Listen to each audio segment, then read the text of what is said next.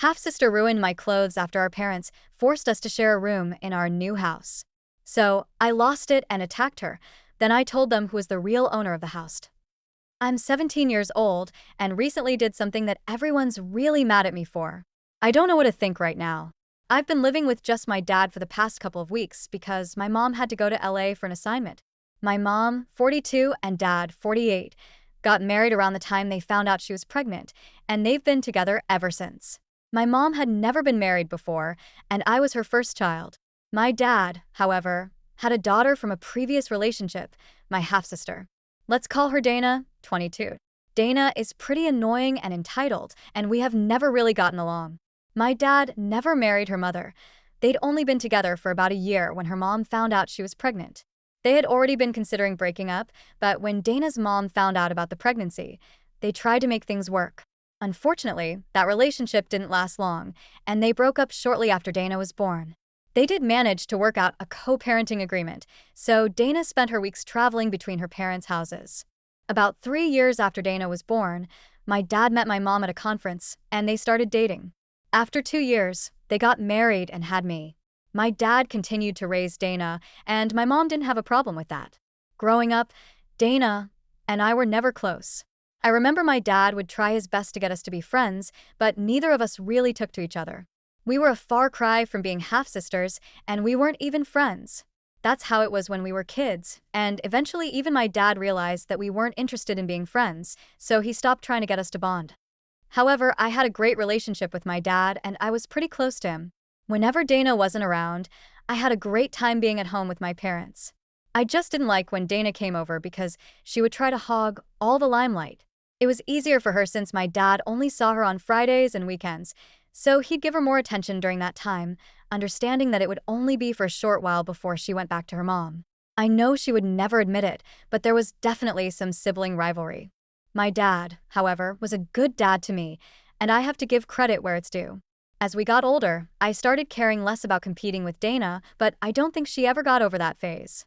Even after she went to college, she continued with her childish behavior, trying to put me down for attention. She would brag about the fabulous college she got into, even though I was only 13 at the time and wasn't even thinking about colleges. She'd brag about her grades and show off how smart she was, even though I was better than her at her age. She also bragged about how much fun she was having in college every time she came home for the holidays. I thought it was weird and unnecessary, so I sometimes made fun of her to her face, which would really annoy her, and we'd end up in subtle passive-aggressive catfights. That all came to an end a couple of years ago, though, after her mom passed away. I think it was a week before she graduated when we got the news that Dana's mother had passed away suddenly from a heart attack. It was really sad because she was not even 50 at the time, way too young. Unfortunately, she had a really stressful lifestyle, and the doctor said she had been told repeatedly to get regular checkups, but she never did anything to change her habits.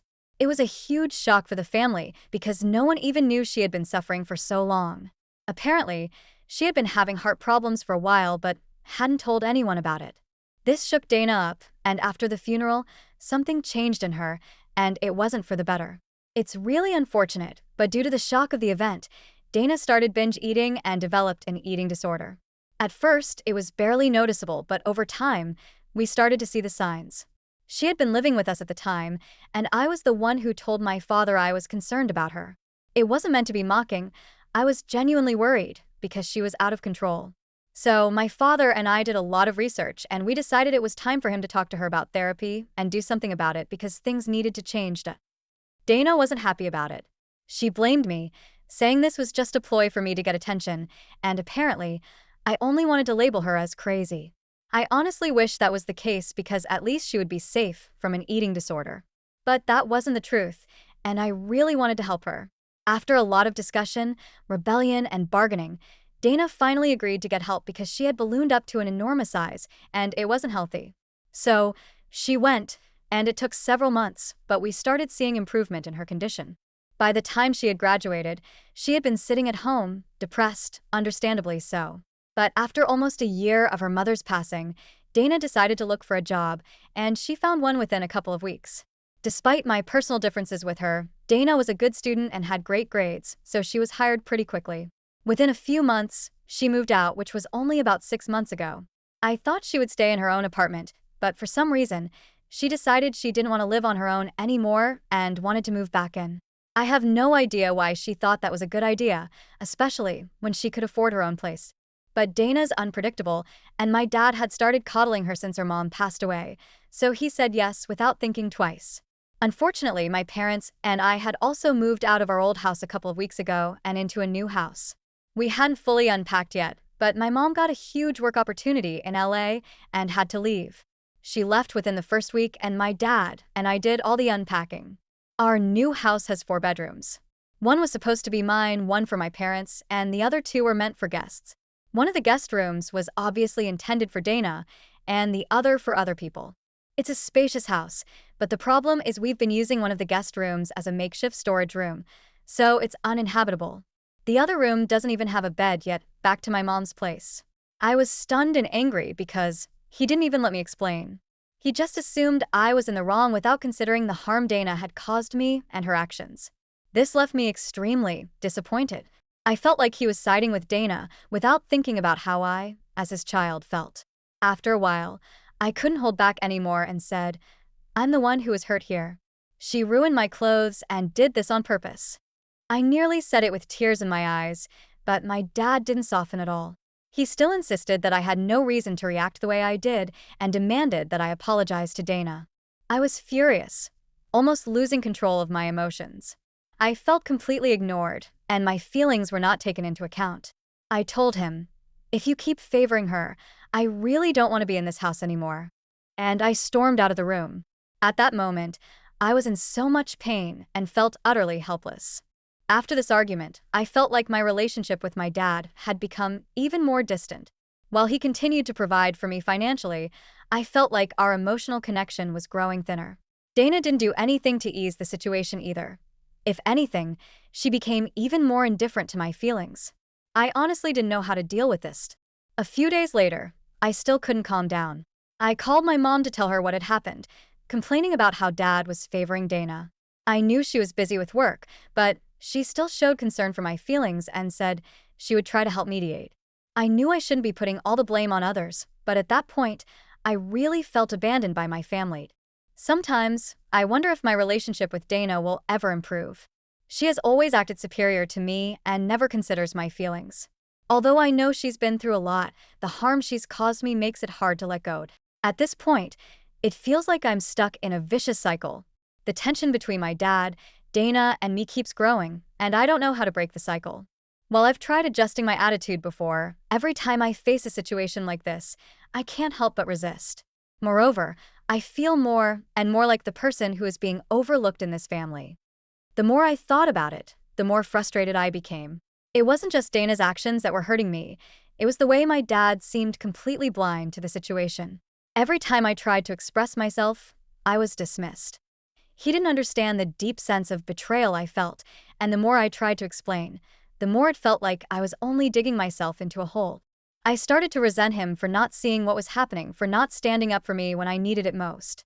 It was like everything I had been through, the constant feeling of being left out, and the emotional toll of my parents' divorce, was all ignored the moment Dana walked into our lives.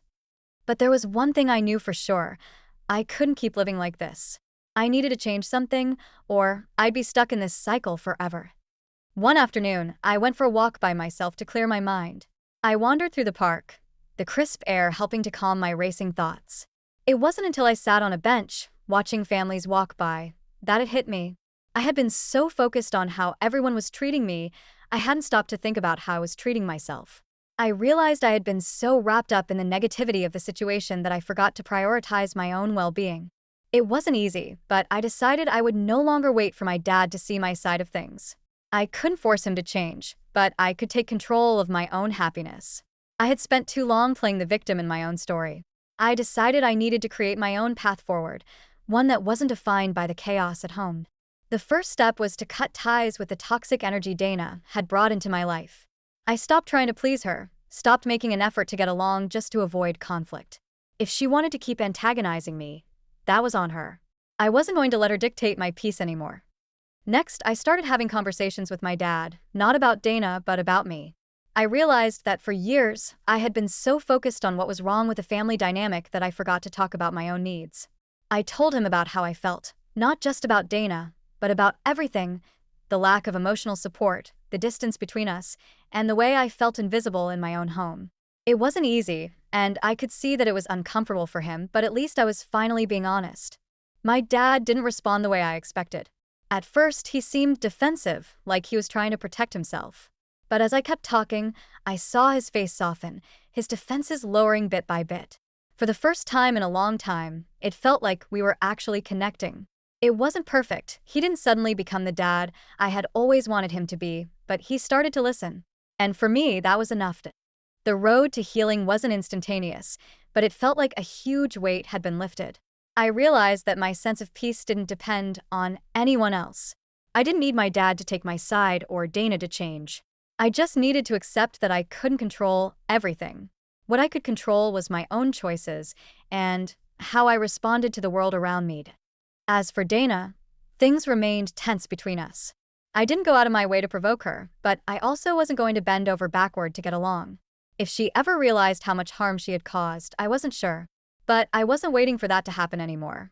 I had too much of my own life to live to keep trying to fix a relationship that wasn't meant to be fixed. Over the next few weeks, the atmosphere in the house didn't change much. Dana was still there, and my dad was still doing his best to maintain some semblance of peace. But something had shifted in me. I wasn't the same person I had been when this all started. I had learned to prioritize my mental and emotional well-being. One day, I was at home alone when my dad came into the living room, holding a letter. He handed it to me without saying a word. It was a letter from Dana, apologizing for everything that had happened. She acknowledged her role in creating the rift between us and admitted that her actions had hurt me more than she realized. There was no excuse for what she had done, but she wanted to make amends, to start fresh. I sat with the letter for a long time, unsure of how to respond.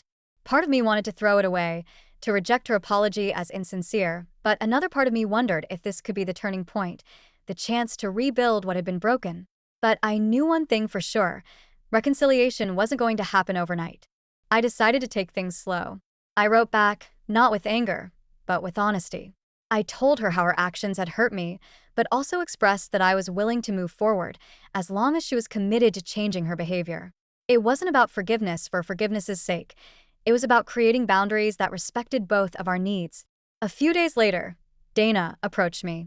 This time, instead of the smug, condescending attitude she often had, she seemed genuinely open. She apologized in person, and though I didn't immediately accept her apology, I told her that we could try to move forward, but only if we both respected each other. Over time, things between Dana and I remained rocky, but there were moments of calm. My dad, too, made more of an effort to be present in my life, though the changes were small. The most important thing was that I had finally learned how to stand up for myself and my needs, and that alone made me feel like I had regained control over my life. Looking back, I realized that this whole ordeal had taught me something invaluable. I couldn't control the actions of others, but I could control how I responded. My journey wasn't just about standing up to Dana or trying to fix my relationship with my dad. It was about finding my voice and reclaiming my peace. And in the end, that was all I really needed.